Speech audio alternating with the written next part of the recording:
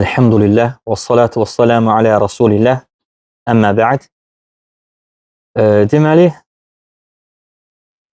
şəriətimiz, dinimiz bizə daima ədalətli olmağı əmr edir və tövsiyə edir.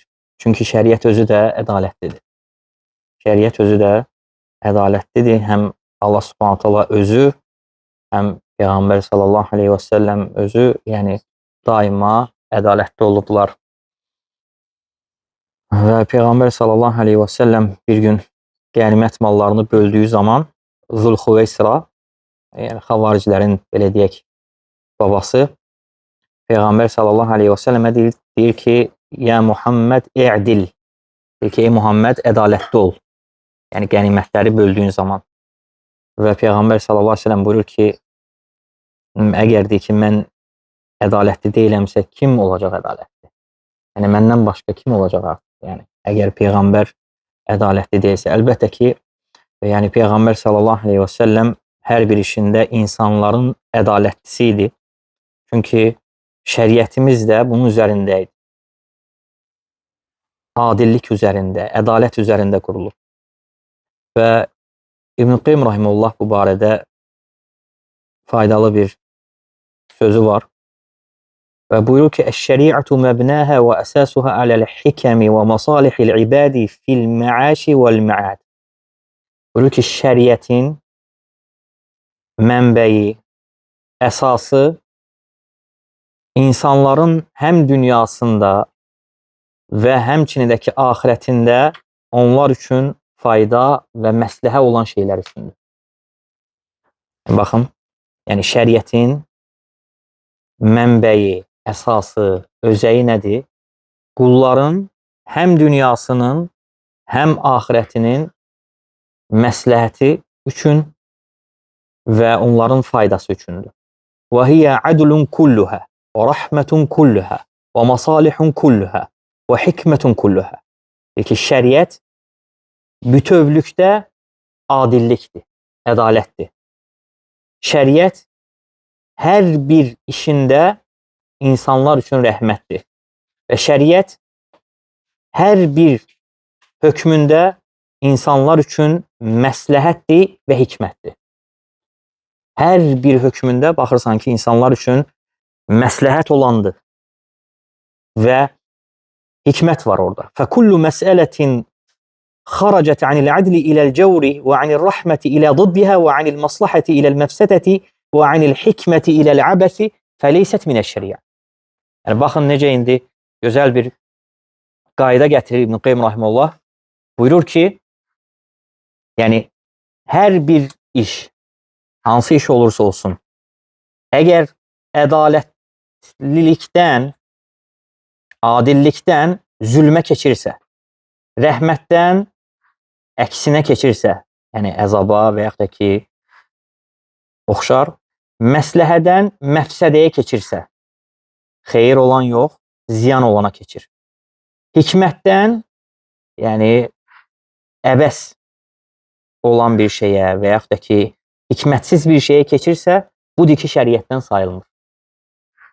Bu şəriətdən deyil. İnsan əgər bir işdə, əgər zülm edirsə, deməli, artıq yəni şəriət ona bunu əmr eləməyib. İnsan əgər bir işdə rəhm etməyib, yəni əksinə ona zidd olanı eləyirsə, deməli artıq insan burada yəni şəriətə uyğun əməl etməmiş sayılır.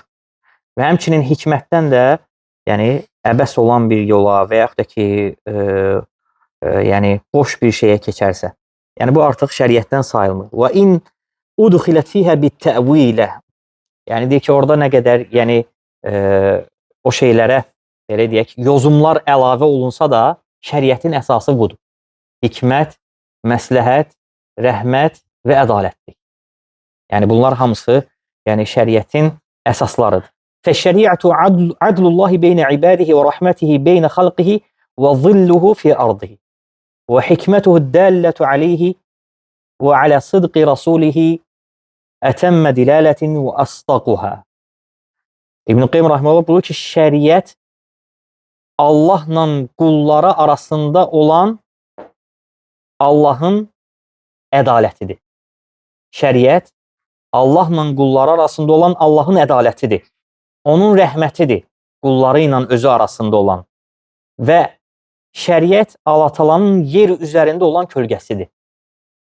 Yəni bu cür məna verir. Və buyurur ki, Allah Taala'nın, yəni şəriət Allah Taala'nın hikmətinin geniş olmasına dəlalət edir. Və həmçinin Peyğəmbər sallallahu aleyhi və səlləmin peyğəmbərliyinin doğru olmasına dəlalət edir şəriət. Və Allah Subhanahu taala bu şəriətlə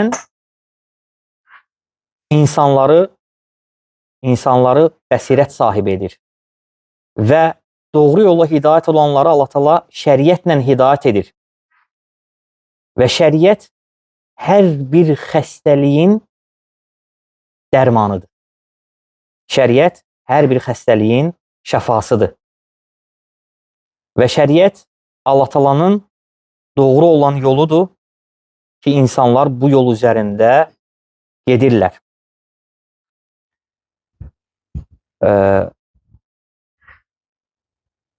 Və şəriət insanların göz bəbəyidir. Onların qəlblərinin həyatıdır və ruhların ləzzətidir şəriət. Fəhiyyə ləhəl həyatu vəl-ğizəu vəd-dəvəu vəl-nuru vəl-şəfəu vəl-əsməh. Yəni bu şəriətdə insanlar üçün nə var? Həyat var, qida var və həmçinin insanlar üçün şəfa var, dərman var, nur var və həmçinin də ki, onların ismətli olması var. İsmətli olmaq dildə burada qəsd olunan nədir? Yəni şəriətlə insanın canı və malı qorunur. Və kullu xayrin fil vücudi fə innəmə mustəfədun minhə. Deyir ki, kainatda gördüyün bütün xeyirlər şəriətdən götürülür. Yer üzərində nə qədər xeyirlər görürsən, yaxşı əməllər, onların deyir ki, hamısı şəriətdən götürülür. Və deyir ki, yer üzərində, kainatda nə qədər naqisliklər görürsənsə, bunun səbəbi də şəriətin zay olmasıdır. Yer üzərində nə qədər fəsad görürsənsə, pozğunluq görürsənsə, zərər görürsənsə, naqislik görürsənsə, bunun səbəbi nədir? Şəriətin zay olmasıdır. Və şəriət yəni bir-birlərini tamamlayan nizam üzərində gedir. Hər bir hökmü, hər bir məsələsi şəriətin bir-birini tamamlayır. Və bütün sahələri ədalətlilik şəriətin. Şəriətdə zülm yoxdur. Və şəriət bütün naqisliklərdən uzaqdır. Heç bir naqislik yoxdur. Və şəriət bütün çirkin şeylərdən təmizdir, pakdır. Musəlləmətun lə şiyyətə fihə. Yəni bu şəriətdə heç bir çirkinlik və ya buna oxşar şeylər yoxdur. Müəssəsətun aləl-ədli vəl-hikməti vəl-maslahəti vəl-rəhməti qavaiduha və məbanihə. Deyir ki, bu şəriətin bütün qaydaları, bütün əsasları, mənbəyi ədalət, hikmət, məsləhət və rəhmətdir. Əmərat bi kulli salahin və nəhət an kulli fəsadin. Şəriət bütün yaxşı olan şeyləri əmr edib. Deməli, şəriətin əmr etmədiyi şeydə yaxşı ola bilməz. Və şəriət fəsad olan hər bir şeyi qadağan edir. Deməli, şəriətin qadağan etdiyi şeydə xeyr ola bilməz. Və əbəhət kullu tayyibin və harramət kullu xabisin. Və hər bir yaxşı olan şeyi, gözəl olan şeyi şəriət bizə mübah eləyir, icazəli görüb. Və hər bir murdar şeyi də bizə haram edib.